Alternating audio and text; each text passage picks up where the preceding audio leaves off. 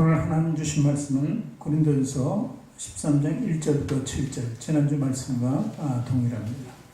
고린도전서 13장 1절부터 7절까지 말씀.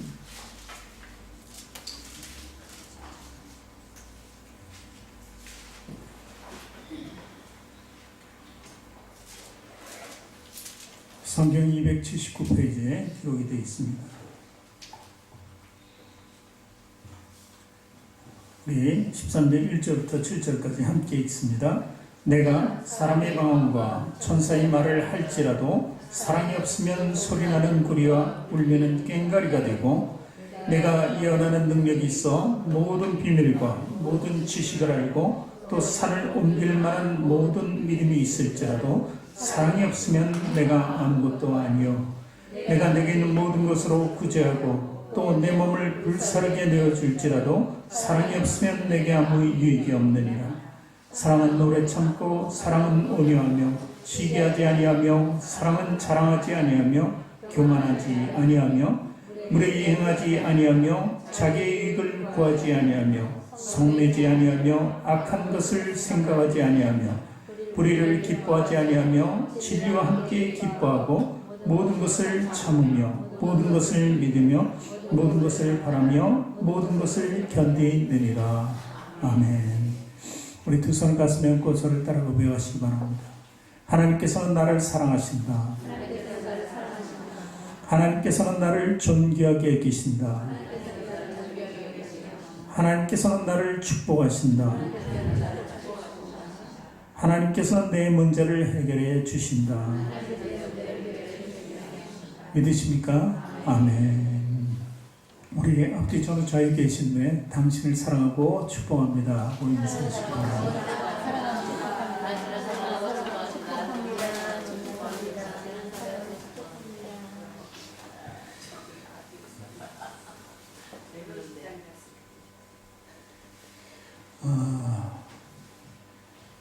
오늘은 전주에 이어서 이제 전주에는 인내, 오래 참음에 대해서 말씀드렸습니다. 오늘은 온유함에 대해서 말씀을 드릴까 합니다. 사랑하기 위해서 필요한 것 중에서 한 가지, 온유함이 있어야 된다는 것을 사도 바울은 이야기해 주고 있습니다. 미국에 약 100여 년 전에 부커 워싱턴이라는 사람이 있었습니다. 그 사람은 교육자이고 연설가고 흑인 운동권 중에 한 사람, 아주 대표적인 리더격인 사람이었습니다. 아주 굉장히 똑똑한 사람이었죠. 100여 년 전, 한 150년 막 이렇게 전에는 백인 우월주의가 강했습니다. 흑인들이 노예 해방이 된 지 얼마 되지 않았기 때문에 아직도 백인들 사이에는 그 습성이 많이 남아있을 때였습니다.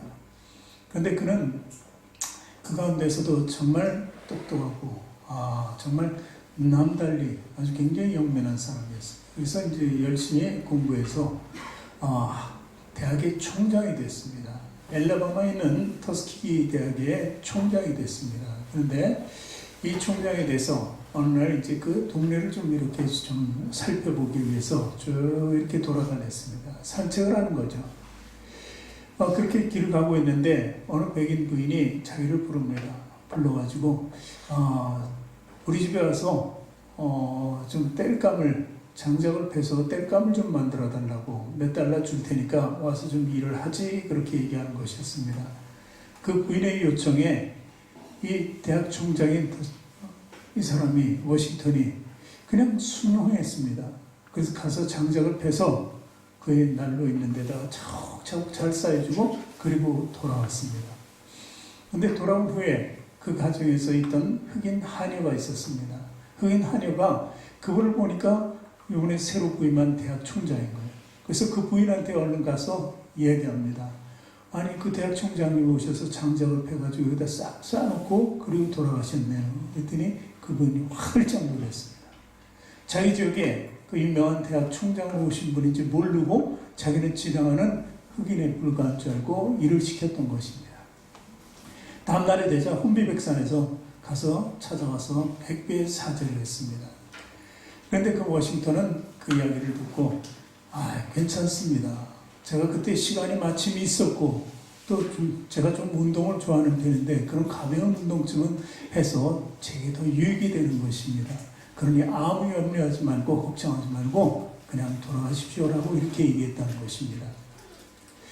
사실 그때는 백인 우월주의가 있었기 때문에 흑인들한테 그렇게 시키는 것이 사실 모욕이었습니다. 총장의 신분이 있기 때문에 더 모욕적인 것이었습니다. 그런데도 불구하고 그 총장 워싱턴은 모든 것을 관용으로 그리고 아무 일 없었다는 듯이 그 부인을 미워했다는 사실입니다. 사실 이런 것, 자기의 분노를 참고 그런 욕망을 절제하고 하는 것이 바로 온유의 특성입니다. 그래서 오늘 온유함에 대해서 얘기를 하는데 에베소서 4장 2절 3절을 우리 같이 읽어봅니다. 모든 겸손과 온유로 하고 오래 참음으로 사랑 가운데서 서로 용납하고 평안에 매는 줄로 성령이 하나 되게 하신 것을 힘써 지키라. 그리스도인들이 지켜야 될 일을 이야기하고 있습니다. 보니까 사랑 가운데라는 말이 2절에 있는데 사랑 가운데 사랑이 핵심이 되는데 그 안에는 겸손과 온유와 오래 참음이 필요하다는 것을 이야기합니다. 그리고 이런 것을 통해서 평안이 가고 평안이 매는 줄로 누가 성령이 하나 되겠다. 성령이. 그러니까 이런 모든 은사들과 열매들은 성령을 통해서 이루어진다 하는 것을 알 수 있습니다. 그러니까 오래 참고 온유하고 겸손한 이것은 우리 사람들에게 주어질 때는 물론 예수 그리스도를 통해서 그 위에는 하나님을 통해서 주어지겠지만 성령으로 나타나는 변화된 역사라는 것을 우리가 알아야 합니다. 특히 예수님께서는 당신 스스로 온유하다고 말씀하셨습니다. 굉장히 온유하게 주어진 아주 위대한 말씀이 있잖아요. 마태복음 11장 28절부터 30절까지 말씀 봅니다. 수고하고 무거운 짐진 자들아 다 내게로 오라. 내가 너희를 쉬게 하리라. 나는 마음이 온유하고 겸손하니 나의 멍에를 메고 내게 배우라. 그리하면 너희 마음이 쉼을 얻으리니 이는 내 멍에는 쉽고 내 짐은 가벼움이라 하시니라. 이 말씀할 때 정말 온유하게 말씀하셨습니다. 그러나 여기에는 그리스도 신앙인들에게는 굉장히 크게 아주 다가오는 귀한 말씀인 것입니다. 그 말씀의 그 요소 하나는 굉장히 큰 뜻을 가지고 큰 파워풀한 능력 있는 말씀인데 근데 온유를 통해서 그 말씀이 우리에게 전해진 것을 알 수 있는 것입니다. 스스로 온유하다 그랬고 제자들 역시도 그 온유한 품성에 대해서 인정하는 것을 성경에서 볼 수 있는데 고린도후서 10장 1절에 보면 사도 바울이 이렇게 썼습니다.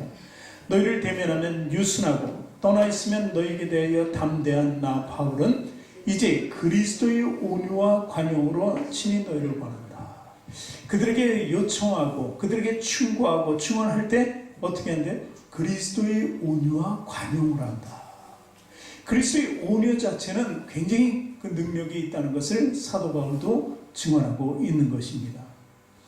어쩌면요 예수 그리스도의 말로 온유한 자의 표현이라고 이렇게 볼 수 있는 것입니다. 그분은 이 땅에 오셨습니다. 오셔서 가난한 집에 목수의 아들로 태어났죠. 그리고 일평생을 정말 가난한 자처럼 살았습니다. 못 하나 담아두시지 않았다는 사실입니다. 그리고 그분은 멸시와 천대를 받았습니다. 고난도 당하셨습니다. 마침내 십자가에 달려 돌아가셨지만 그분의 품성에는 절대 분노하지 않으시고 화내지 않으시고 그들을 향하여서 나쁜 말을 사용한 적도 거의 없습니다. 바리새인들과 서기관들을 질책하는 말씀을 하셨지만 그 외에는 예수님은 온유한 마음으로 다 그 뜻을 따랐던 것을 볼 수 있습니다. 왜 그랬을까요? 그럴 수 있는 큰 동기 부여는 바로 하나님께 있었습니다. 하나님 모든 것을 말씀하실 때 순종으로 받아들일 수 있었기 때문에 그랬습니다. 그 순종의 힘은 그 모든 사람이 멸시와 천대, 고난을 준 것을 바꿔버립니다. 어떻게? 복음의 씨앗으로 바꿨습니다. 그 모든 것을 예수 그리스도께서 주신 그 좋은 말씀, 그 뉴스라는 것이죠. 그 복음을 통해서 그들에게 반전을 시킵니다. 그들에게 완전한 삶이 무엇인지를 올바로 가르쳐 주신 예수님의 말씀을 계속해서 그 가운데서도 전하신 것을 알 수 있습니다. 그것이 사람들이 심령이 들어가고 그 복음이 이루어지니까 30배, 60배, 100배의 결실로 계속해서 나타났고 오늘 많은 그리스도인들이 예수를 구주로 믿고 구원받았다는 사실입니다. 이것이 바로 온유를 통해서 이루어진 놀라운 하나님의 섭리인 것입니다. 온유라는 것이 뭐예요? 쉽게 얘기하면 온유 무슨 뜻인지 알겠다. 근데 국어사전에는 온순하고 부드럽다 이런 뜻으로 해석이 됩니다. 그리고 헬라어로 이제 성경이 기록되어 있는데 헬라어는 프라우스라는 뜻입니다. 그래서 사물이 부드럽다. 그리고 또 짐승이 유순하다 이런 뜻. 사람들이 온화하다. 그리고 또 관대한 이런 뜻을 가지고 있습니다. 이거를 짐승들의 유순함을 제가 예를 한번 들어보겠습니다.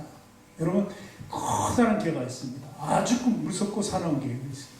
지나가기만 하면 짖는데 엄청나게 큰 소리로 짖습니다. 그러니까 지나갈 때마다 괜히 두려움을 가져요. 근데 그 앞에 선다는 것은 있을 수도 없는 일입니다. 그 앞에 가서 어이 잘생겼네 하고 쓰다듬다가는 무슨 봉변을 당할까봐 근처로 가지 못합니다. 그런데 그 개가 주인만 나타나면 어떻게? 주인 앞에는 아주 유순합니다. 왜 그랬을까요? 처음부터 주인한테 유순한 것은 아닙니다. 주인이 먹을 것을 주고 모든 것을 다 공급해주고 사랑해주니까 그 앞에서 그 사나운 개가 유순하게 됐다는 것입니다. 그러니까 원래 이 개는 사납습니다. 무슨 성품을 가지고 있었는데 변한 것입니다. 주인 앞에서는 변한 겁니다. 변하니까 유순하게 된 동기는 뭐예요? 순종이었다는 거예요. 순종. 그렇기 때문에 이 개가 변해졌다. 그런 것은 바로 순종이다. 이렇게 쉽게 볼 수 있는데 원래는 우리 모든 사람들도 마찬가지예요. 이렇게 유하지는 않았습니다. 유순하고 뭐 이렇게 하지는 않았는데 예수 그리스도를 믿고 성품이 변한 겁니다. 그러니까 화법도 변한 거죠. 저 역시 마찬가지입니다. 예수님 알기 전에 제 얼굴을 보는 사람은 참 유순하게 생겼다. 유하게 생겼다. 이렇게 봅니다. 근데 완전히 나타나는 현상은 반대였어요. 아주 악한 행은 다 하는 거예요. 사람 앞에 자랑, 교만, 분노, 시기, 질투 이런 거 다 있습니다. 그런데 예수 믿고 나니까 어떻게 돼요? 완전히 바뀌게 돼요. 그리고 바뀌려고 시도를 열심히 하다 보니까 어느새 나도 모르게 바뀌었는데 품성을 알게 됩니다. 그러나 혈기만은 남아있더라고요. 가끔 때로는 혈기가 나와요. 인간의 모습이기 때문에. 그러나 상당히 많이 바뀌어서 진전을 한 것은 사실입니다. 지금들 이제 목사님들끼리 쫙 만나잖아요. 그럼 목사님들이 그런 얘기를 합니다. 저한테. 이게 자랑이 교만이 아닙니다. 실제 있었던 일이니까. 목사님은 참 하나님께 축복받았대요. 왜요? 그랬더니 목사님 그냥 올라서 있기만 해도 얼굴이 괜찮게 생겨가지고 은혜가 될 것 같아요. 우리랑 좀 다른 것 같아요. 그리고 또 한 소리 합니다. 목사님은 찬양을 잘하잖아요. 우리 올라가서 찬양 한번 하려면 음치라서 찬양이 안 되는데 목사님 찬양을 하잖아요. 이렇게 아주 굉장히 저를 높여주는 말을 합니다. 사실 유하게 생겼다는 게 그만큼 이익이 있다는 것이죠. 사람들의 관계 속에서도 마찬가지입니다. 내가 얼마나 유하게 대하는가에 따라서 사람과의 관계가 밀접해지기도 하고 그를 통해서 정말 화목이라는 단어를 느낄 수도 있게 되는 것입니다. 우리가 못생겼다, 험하게 생겼다고 해서 유하지 못한 것은 아닙니다. 그와 대화를 해보는 순간 사람의 인상과는 달리 그분의 성품을 속을 들여다볼 수 있기 때문에 우리가 유하다는 것은 정말 참으로 우리에게서 큰 유익이 된다는 사실입니다. 어쨌든 그렇다고 유하다 이런 것이 정말 연약해서 비겁하다 이런 뜻은 아닙니다. 외유내강이라는 말이 있어요. 바깥으로는 정말 유하고 유순한 것 같은데 안으로 굉장히 강한 것. 이분이 바로 이것이 그리스도인들의 특징이라는 것입니다. 왜 내적으로 강할까요?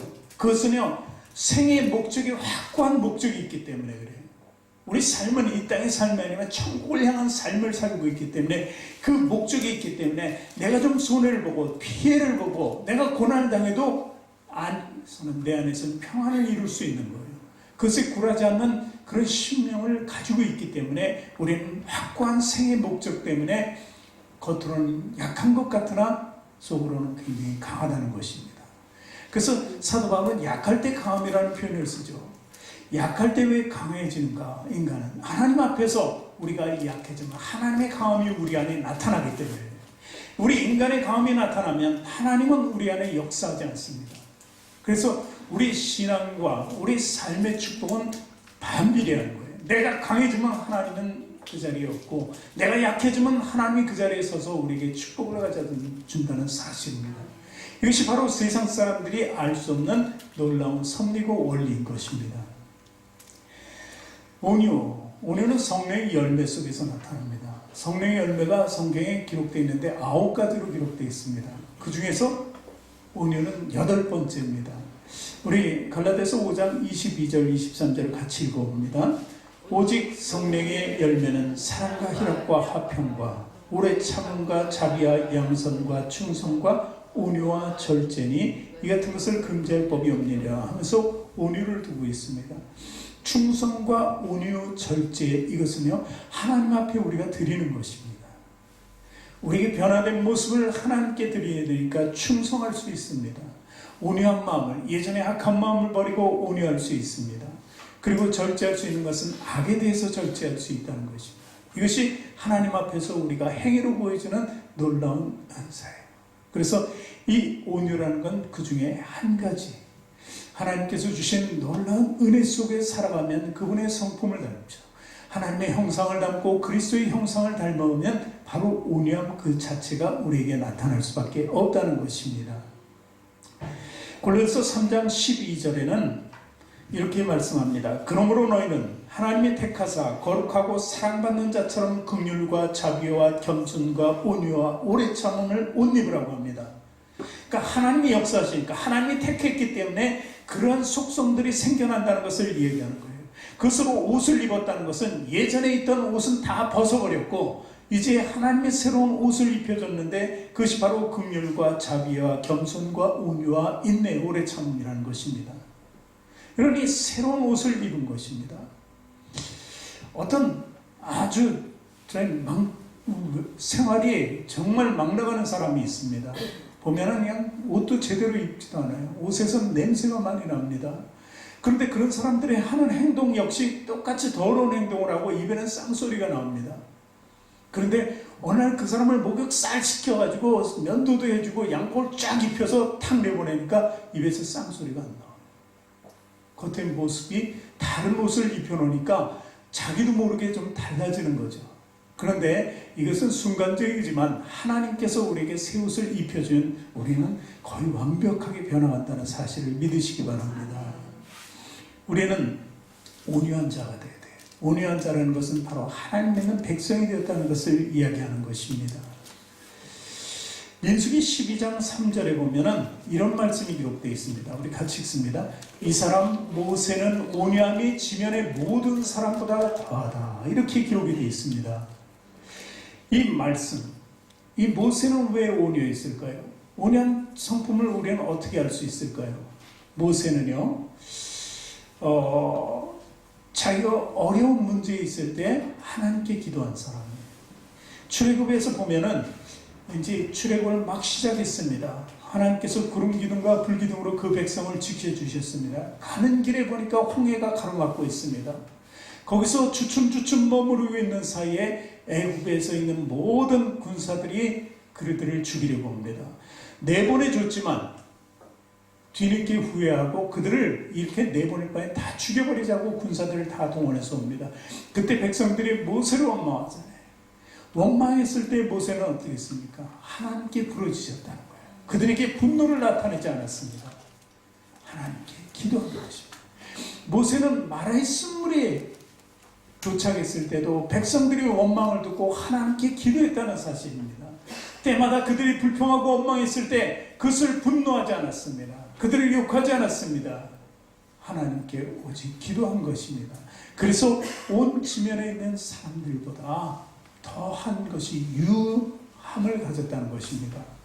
유함을 가질 수 있는 그 사건은 바로 호렙산에서 있었습니다. 호렙산에서 40년 왕궁생활을 뒤로하고 40년 목동생활을 하는 그에게 80세가 됐을 때 하나님이 그를 부르시고 호렙산에서 불 타고 있는데 없어지지 않고 계속 타고 있는 떨기나무를 봤어요. 거기서 하나님을 만났을 때 그는 완전히 변하게 됩니다. 온유한 자로 변하게 되었다는 사실이죠. 그래서 보면은 온유한 자는 하나님의 말씀과 하나님께 그 계시에 항상 마음이 열려있는 사람이에요. 하나님을 제대로 알고 예수 그리스도를 볼 줄 아는 사람은 온유한 성품으로 변하게 된다는 사실입니다. 우리가 지금 민수기 12장 3절을 읽었죠. 자, 그런데 온유함이 또 나타나는 재밌는 이야기가 있는데 바로 그 민수기 12장입니다. 12장 1절 2절을 우리 같이 봅니다. 모세가 구스 여자를 취하였더니 그 구스 여자를 취하였으므로 미리암과 아론이 모세를 비방하니라. 그들이 이르되 여호와께서 모세에만 말씀하셨느냐 우리와도 말씀하지 아니하셨느냐 하며 여호와께서 이 말을 들으셨더라. 모세의 아내가 십보라입니다. 십보라가 아마도 죽은 것 같습니다. 나이가 드니까. 그런데 이제 모세가 그래서 이제 재혼을 하게 되는데 이디오피아 여인입니다. 구스라는 건 지금 이디오피아 여인과 이제 결혼을 하게 되는데 그 문제를 놓고 지금 미리암과 아론, 미리암은 누나고 아론은 형입니다. 옥신각신 하는 중에 있는 것입니다. 왜 네가 그 여자랑 결혼하게 되느냐? 이방 여자죠. 그리고 또 그런 것을 우리가 상의하지 않느냐? 하나님이 말씀을 주셨다고 너에게. 그런데 왜 그런 말씀을 너한테만 주고 우리한테는 안 주느냐? 말이 안 된다고 이렇게 따지고 있는 것입니다. 그럴 때 하나님께서는 그들을 향해서 이야기하십니다. 민수기 12장 9절 10절을 봅니다. 여호와께서 그들을 향하여 진노하시고 떠나심에 구름이 장막 위에서 떠났고 미리암은 나병에 걸려 눈과 같더라. 아론이 미리암을 본즉 나병에 걸렸다. 그러니까 모세는 어때요? 유한자입니다. 모든 백성들을 일으키는 하나님의 대언자이며 하나님의 능력을 취하는 놀라운 하나님의 선지자였습니다. 그런데도 불구하고 그들이 동등됨을 여기려고 했던 거예요. 그렇게 말한 자체가 그들에게 유함이 없었던 거예요. 온유가 없었던 것입니다. 그러자 하나님께서는 모세를 대항하는 것은 하나님을 대항하는 것이거든요. 그래서 그들에게 징벌을 합니다. 그래서 미리암이 나병에 걸렸습니다. 근데 모세가 그때 어떻게 했을까요? 자기하고 옥신각신하고 매일 다퉜을 텐데 그래 너 그거 봐라. 하나님 대해서 나에 대해서 그러면 네가 온전할 줄 알았냐? 이렇게 얘기해야지 우리 상식적인 정상적인 말이 아닙니다. 그런데 모세는 12장 13절에 뭐라고 얘기합니까? 모세가 여호와께 부르짖어 이르되 하나님이여 원하건대 그를 고쳐 주옵소서. 자기를 해하려고 하고 자기를 시기하고 자기에게 고난을 주고 고통을 주고 자기의 정면적으로 이렇게 도전하는 자에게 있어서 오히려 기도했다는 사실이 바로 기록되어 있는 것입니다. 그래서 모세는 정말 지면에서 가장 온유한 자가 될 수밖에 없었던 것입니다. 모세의 변화처럼 우리는 변해야 됩니다. 우리는 얼마나 그런 상황 속에 많이 처하게 됩니까? 그때마다 여러분의 행동은 어떻습니까? 과연 어떨까요? 서로 생각해 보시면 판단하실 수 있을 겁니다. 만약에 우리가 모세처럼 하지 못했다면 모세처럼 변화되어야 돼요. 그것이 바로 하나님께서 원하시는 우리의 삶인 것을 믿으시기 바랍니다. 다른 성품으로 변해가는 것, 이것은 반드시 우리에게 필요한 것입니다. 그래서 우리는 온유한 마음을 가진 사람이다. 이제 세상 속에서는 우리에게 그렇게 하는 행동이 어리석고 같고 상식에 벗어날 것 같지만 하나님 나라에서는 하나님 보시기에는 우리가 가장 고귀한 자로서 대접을 받는다는 사실입니다. 예수님께서 산상수훈에서 말씀하셨습니다. 온유한 자에 대해서 말씀하셨어요. 마태복음 5장 5절 말씀 보니까 온유한 자는 복이 있나니 그들이 땅을 기업으로 받을 것이다. 이렇게 말씀하십니다. 이 천국에 대해서 예수님께서 말씀하셔요. 천국에 소유하는 백성들의 그런 삶, 어떤 사람이 바로 천국에 살고 천국을 소유하게 되는지를 분명히 말해주는데 5절에 보니까 온유한 자가 복이 있으면서 그 땅을 기업으로 찾는다. 사실 이 말씀이 우리에게 다가와야 됩니다. 우리는 이 땅에 있는 것에 몫을 두어서도 안 됩니다. 오직 하나님의 사랑 속에 있으면 됩니다. 내가 여러 가지 가진 것 없지만 그래도 하나님을 사랑할 수 있어야 됩니다. 하나님 그 중에서 분명히 우리에게 뭔가를 주셨을 거예요. 그 중에서 가장 큰 것은 구원입니다. 구원을 통해서 우리는 남들이 100가지를 가졌는데 한 가지만 있더라도 그 사실에 감사할 수 있어야 된다는 것입니다. 다음 주가 이제 추수감사절입니다. 추수감사절을 통해서 우리는 더욱더 감사하는 마음을 가져. 우리 가진 것이 많아야지 감사할 수 있느냐? 없더라도 주님 앞에 나올 수 있는 믿음만 있다면 우리는 감사한 것입니다. 송명의 시인이 그랬죠. 자는 평생 장애로 살고 평생 고통을 당하지만 자기에게는 하나님을 찬양하는 믿음과 구원이 있고 하나님을 찬양하는 시를 쓸 수 있도록 해준 것은 그 하나에 감사하다고 이렇게 말하지 않습니까? 우리 나 가진 재물 없으나 이 찬양 한번 해볼까요? 나라는 이 찬양의 시는 송명의 시인이 쓴 거죠.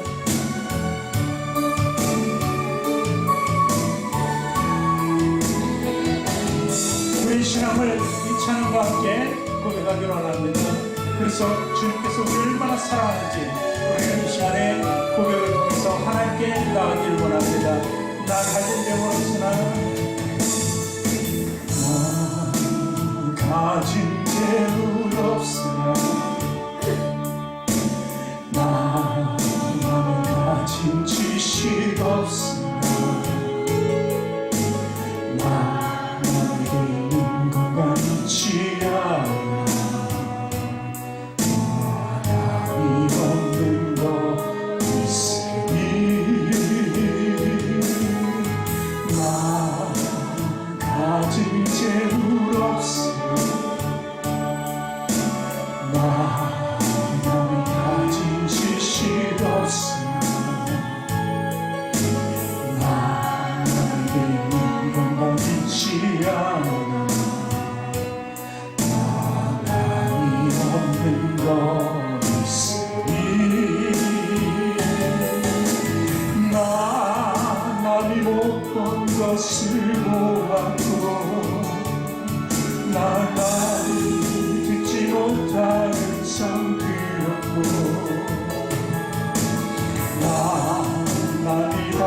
못한 사랑 같고 나니 모르는 거 깨달았네.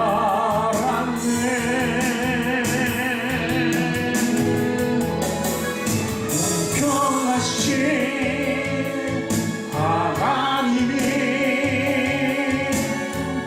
나니 가진 건 다 없지만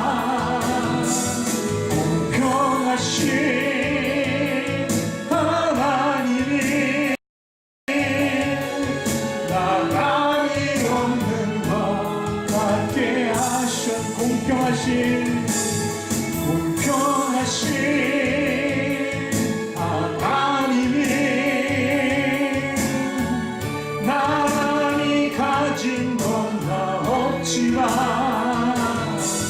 공평하신 하나님이 나니 없는 것 같게 하셨네.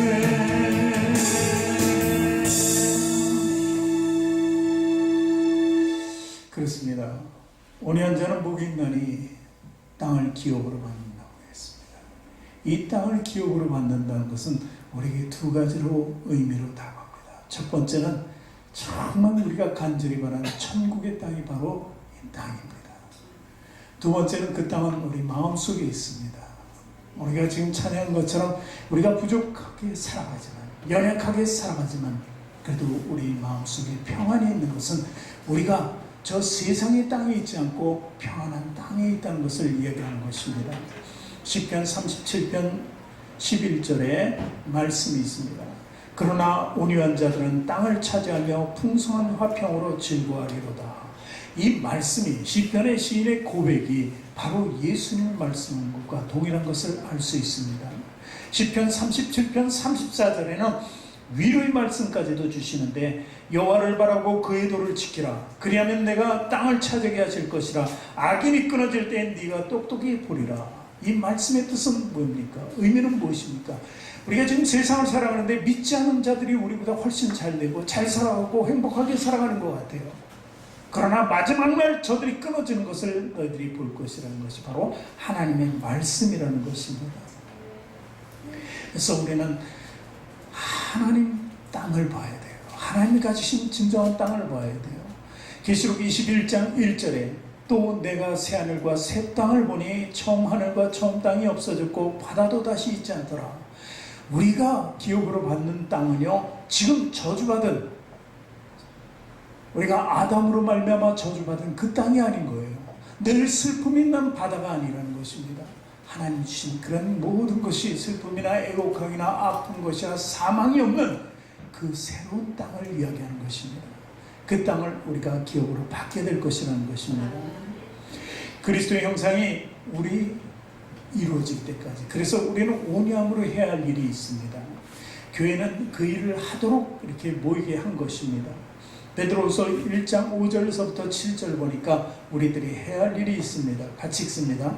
그러므로 너희가 더욱 힘써 너희 믿음의 덕의 지식을, 지식의 절제를, 절제의 인내를, 인내의 경건을, 경건의 형제 우애를, 형제 우애의 사랑을 더하라. 오늘 우리가 무엇에 대해서 말하고 있습니까? 고린도서 13장 사랑장에 대해서 얘기한 거예요. 결국 이 모든 것은 무엇을 위해서? 사랑 때문에 한다는 것입니다. 그 사랑을 이루기를 원하는 것입니다. 그래서 사람들을 사랑하는 일에 힘써야 되는 것이 바로 그리스도인들이 책무인 것도 우리에게 전하고 있는 것입니다. 그래서 그리스도인들은 사랑의 대상이 바로 내가 사랑할 만한 사람이 아니라 모든 사람이라는 거예요. 우리 전도사님 기도했지만 우리 필리핀에 있는 우리 선교사님 하는 일이 바로 우리 대상이 될 수도 있는 것입니다. 천하 만민 그리고 모든 인류를 위한 사랑을 가져야 한다는 것입니다. 우리는 단돈 얼마를 선교원금을 내지만 그것은 큰 사랑으로 여기서 걸어서는 갈 수 없는 바다 건너 저 멀리 있는 무려 한 4시간 이상을 비행기를 타고 가야 되는 그곳까지도 우리 사랑이 전해지고 있다는 사실을 믿으시기 바랍니다. 그리고 오늘 말씀에도 그런 거예요. 이 유하다, 온유하다는 것은 바로 우리 성품이 어떻게 원수 같지 말라 이런 것입니다. 우리가 살아가면서 대상들이 다 원수같이 느껴질 때가 많아요. 요즘에는요, 시험 보는 학생들도 마찬가지입니다. 우리 임정화 집사님 딸이 지난주에 빠지고 면접하고 그러고 다니라고 애썼는데 한 학교는 벌써 붙었다고 하네요. 아주 축하할 일이지만 어쨌든 이게 원수 같은 일이에요. 누구를 물리쳐야만 자기가 그 자리를 설 수 있는 거예요. 그러니까 꼭 그 자리에 선다고 해서 기뻐할 일도 아니고 못 선다고 해서 슬퍼할 일도 아닌 것이 하나님 앞에서 모든 것이 공평할 수 있다는 것입니다. 로마서 12장 19절에 이 사랑에 대해서 우리가 지켜야 할 큰 일을 얘기하고 있는 것을 볼 수 있습니다. 19절서부터 21절까지 같이 읽습니다.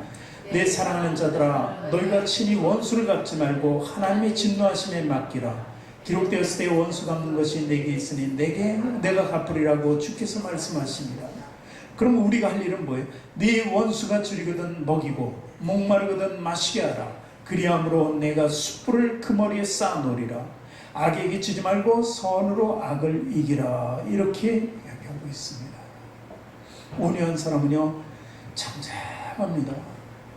떠들지 않는다는 것이죠. 빈 수레는 어떻게 해요? 짐이 차 있는 수레보다 요란합니다. 덜덜거릴 수밖에 없습니다. 우리가 바닷물을 봅니다. 막 폭풍하고 몰아치는데 그 바다의 물결 보면 굉장히 거세고 겁납니다. 그 소리도 아주 굉장히 큽니다. 그러나 그 수심 100m, 200m 그 밑으로 들어갈수록 바닷물은 고요하기만 하다는 것입니다. 무거운 십자가.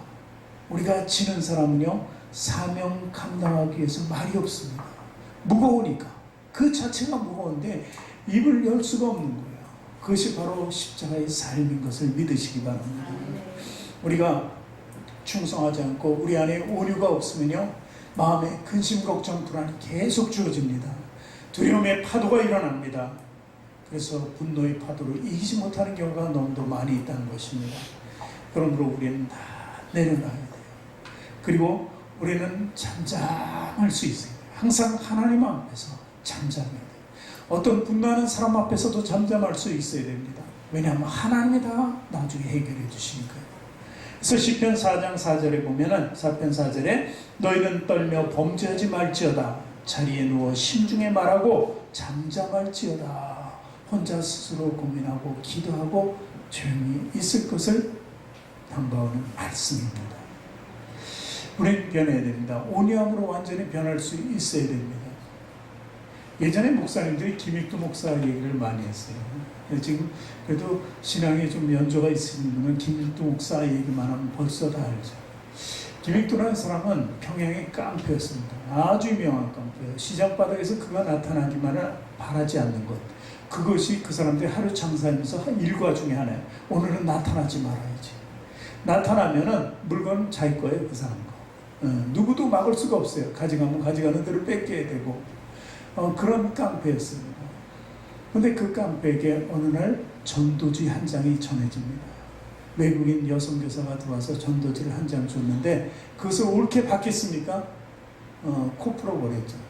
그랬더니 그 선교사님 코를 풀은 코가 썩어질 거라고 얘기해요. 그래서 웃기네 하고 들어가서 보니까 정말 그날 밤에 코가 아프고 썩는 것 같은 거예요. 그래서 빨리 여성교사를 찾아갑니다. 어떻게 말이 그대로 될까? 그래서 갔더니 예수 믿고 회개하라는 말씀을 전해주는 거예요. 그래서 회개했습니다. 그래서 사람이 완전히 변했어요. 시장통에 나가도 남의 것을 취하지 않습니다. 정당하게 돈 주고 사는 거예요. 그렇게 변한 모습을 보고 어떤 여인이 한번 진짜 변했는지 보자고 해서 구정물을 준비해놨다가 지나가는데 확 뿌려봅니다.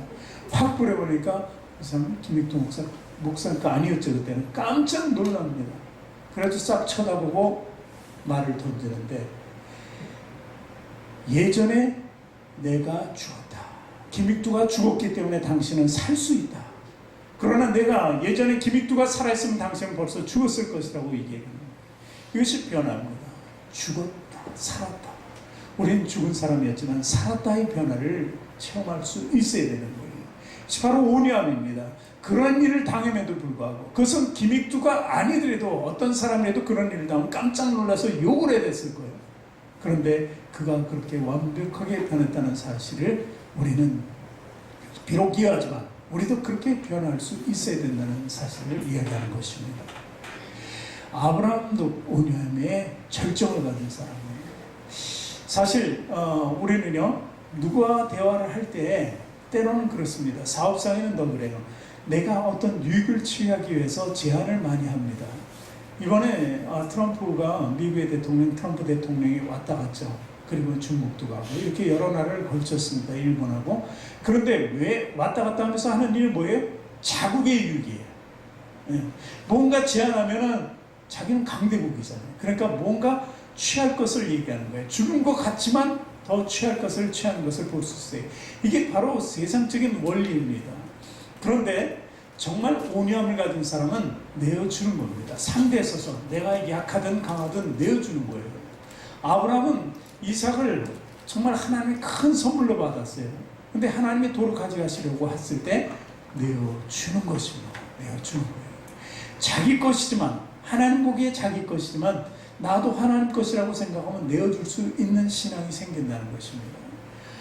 어느 날 이 아브라함이 조카 롯과 이제 같이 떠났죠. 근데 조카 롯과 함께 축복을 받게 됩니다. 그래서 한 땅에서 사는데 이제 모든 것이 소유가 많아지니까 그 땅이 좁아지는 거예요. 물도 그렇고 모든 것이. 그러니까 이 종들이 서로 일꾼들이 다투는 거예요. 그 모습을 봤습니다. 아브라함의 유한마비 그런 것을 볼 수가 없잖아요. 저 다투는 것을 어떻게 하면 다투지 않게 할까? 그것을 바로 서로 땅을 나눠서 서로 떨어지는 것입니다. 그래서 아브라함은 자기가 삼촌인데도 불구하고 조카에게 네가 원하는 땅을 먼저 해라. 그리고 네가 갔으면 좋겠다. 그래서 롯은 소돔과 고모라 쪽을 택합니다. 그리고 자기는 먼저 택한 쪽이 좋은 것을 택하죠. 그 나머지를 택한 거예요. 그것이 바로 온유함이에요. 나 결과는 어떻게 됐습니까? 아브라함의 씨에서는 천하 만민을 구원할 예수 그리스도가 태어났습니다. 아브라함 씨는 이 성경에 기록되는 족보를 남겼습니다. 그리고 하나님의 사람 가운데 온유함을 성취하는 그런 위대한 성도들이 많이 있었다는 사실입니다. 그러나 롯은 어떻게 됐습니까? 거기에서 태어난 민족들은 뭐예요? 암몬과 모압입니다. 그들은 멸망당했다는 사실입니다. 이것이 바로 온유함의 결과입니다. 모든 것을 잃고 모든 것을 내어주고 모든 것이 없을 것 같은데 나중엔 창대케 되는 축복에 임하는 것이 바로 온유함이라는 것을 믿으시기 바랍니다. 예수 그리스도는 어떤 분의 온유를 통해서 죄와 죽음의 세력을 이기신 분입니다. 결국 우리가 그 승리를 통해서 영원한 생명을 받은 거다. 온유함이 없었다면 우리도 이 자리에 없었고 우리에게 영원한 생명도 부여되지 않았을 것이라는 것입니다.